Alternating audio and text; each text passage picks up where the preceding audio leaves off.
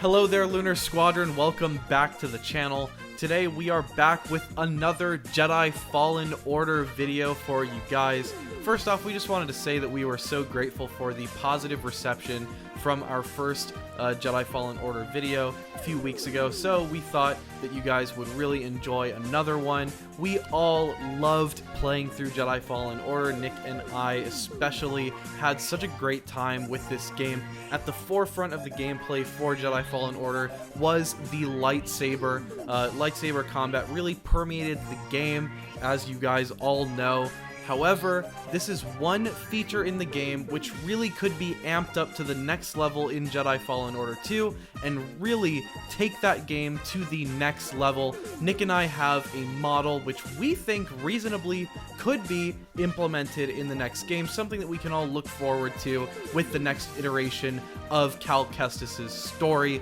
But before we get into that, guys, we here at Lunar Squadron are celebrating something massive, aren't we, Nick? We are celebrating something huge. We are celebrating hitting 2,000 subscribers on the channel, and the way that we are celebrating is by doing a Q&A and giveaway. Now, what are we giving away? We are giving away a signed Lego set, which happens to be the Battle of Hoth. You'll get an AT-AT, Luke Skywalker riding a Tauntaun. It's a great set. You're going to want to win that. Now, how do you win the Lego set? You win it by doing 3 simple things: liking this video, subscribing to the channel, and leaving a comment, a Q&A question down below in the comment section. It's that simple. Like the video, subscribe to the channel, leave a Q&A question, and you are entered to win this awesome Lego set. Get involved. Before we jump into this video, Andreas, you want a fun fact? I love fun facts. Hit me. Well, did you know that Obi-Wan's favorite snack in Star Wars is a Taco Bell Crunchwrap Supreme? I actually did know that because the folks at TT Games informed us all of that just last week. Now, let me hit you with another fun fact. Did you know that the largest smuggler of Taco Bell Crunchwrap Supremes in the galaxy happens to be our official sponsor, Bosk? So now, a brief word from our official sponsor, Live Bosk with Lunar Squadron. Alright, Bosk, thanks for the crunch wraps. Honestly, Obi-Wan really appreciates it. With that, let's get into the video.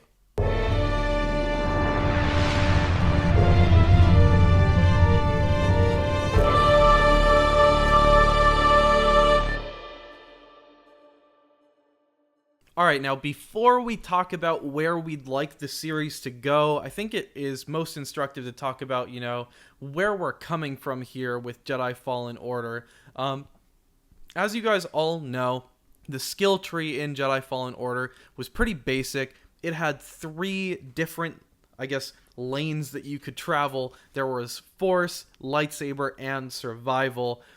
Nick and I were kind of talking, and we thought that to shove all 3 of these topics into one skill tree was a little, I don't want to say lazy, but more can be done in this area by dedicating each skill tree to its own path, where you can, select a variety of different forms from what we know from Star Wars so far. The lightsaber skill tree really could benefit from more fleshing out in this next game, right, Nick?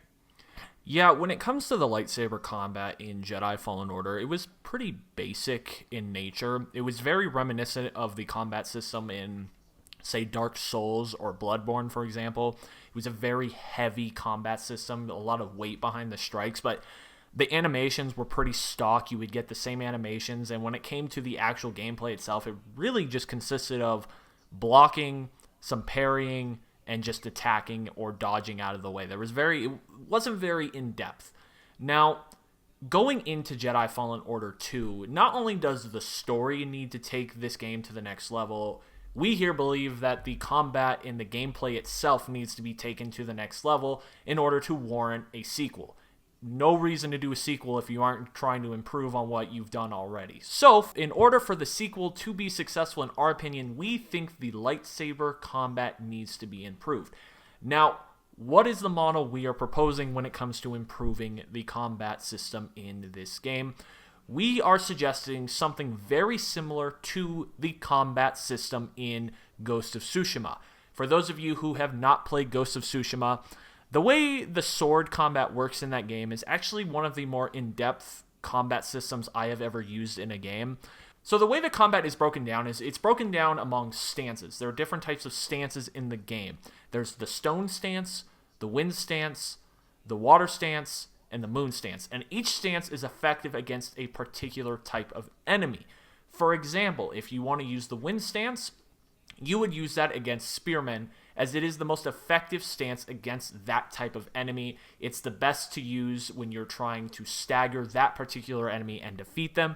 And you can switch among these stances very quickly in the heat of battle. It's not something you have to go into the menu and change. It is something that is just hotkeyed to the controller. It's a very quick system to change. And it's honestly a ton of fun. It adds a lot of fun and intensity to the combat because you're in the middle of fighting, you got a bunch of different enemies in your face, and you are just frantically switching between different stances, and it just adds a ton of fun to the game. It is one of the main reasons that I really loved Ghost of Tsushima so much, is it just really added a level of complexity to the combat that you don't really see in a lot of other games.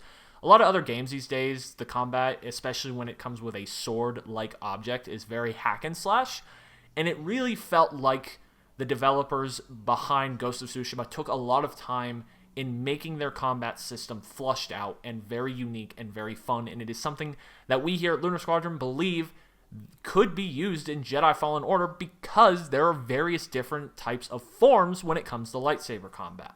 That's so true. I mean, that whole system that you're talking about with the 4 stances in Ghost of Tsushima really does apply to Star Wars lightsaber combat perfectly. If you guys didn't know, there are 7 forms of lightsaber combat.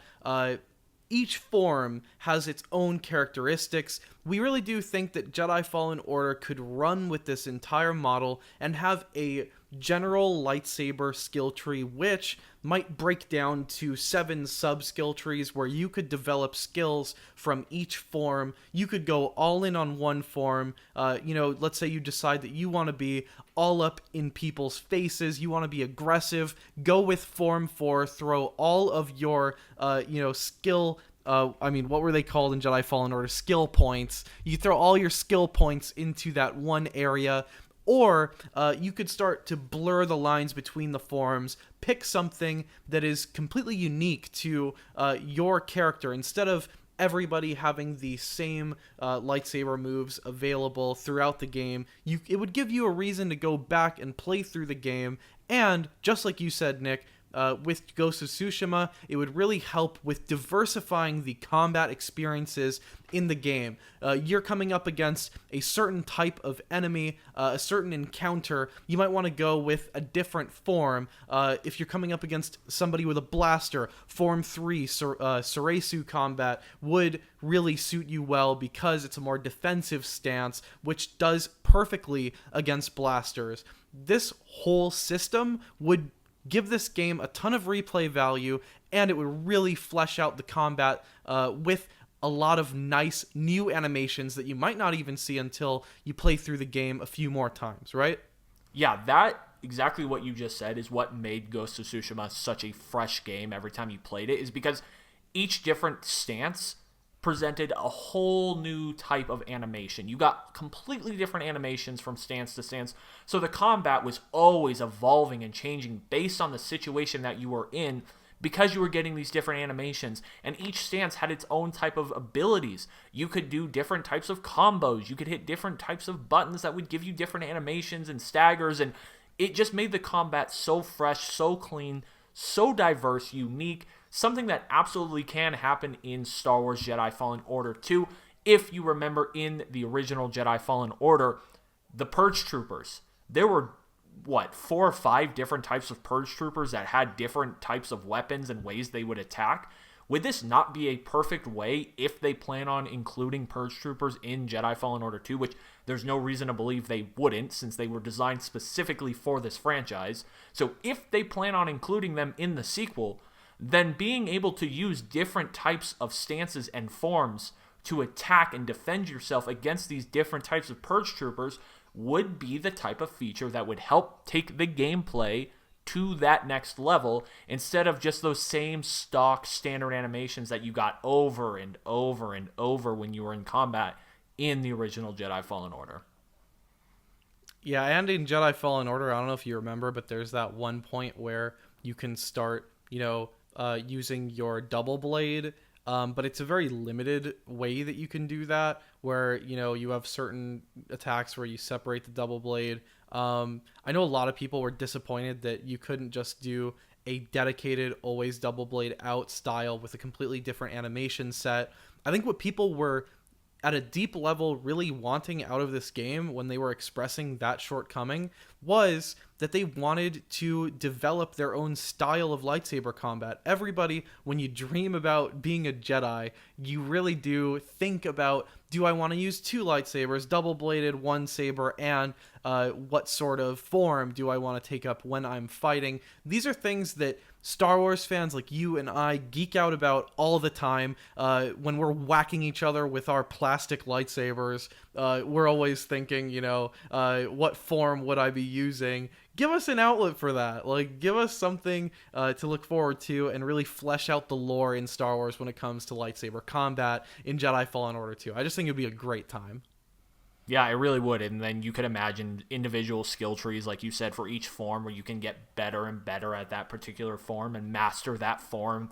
And then based off of that form, the gameplay would be different. How you would approach situations would be completely different. So each player would get their own unique experience playing the game in the way that they would approach a situation. It would just add a bunch of freshness and uniqueness to the way players would play this game. So I think it's a good idea. I think this is something that I hope Respawn considers down the road, adding just more ways to experience combat, because they have so much lore in front of them that they could use and so many resources already established in the Star Wars universe that they could take advantage of and just help make this game even better than the first one.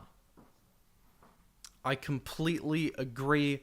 Let us know in the comments down below if you guys would like to see this sort of system that we kind of saw in Ghost of Tsushima, which was praised for its combat, brought to the Jedi Fallen Order world, and go back to the roots of Star Wars with the 7 forms. Would you guys look forward to something like that implemented in Jedi Fallen Order 2?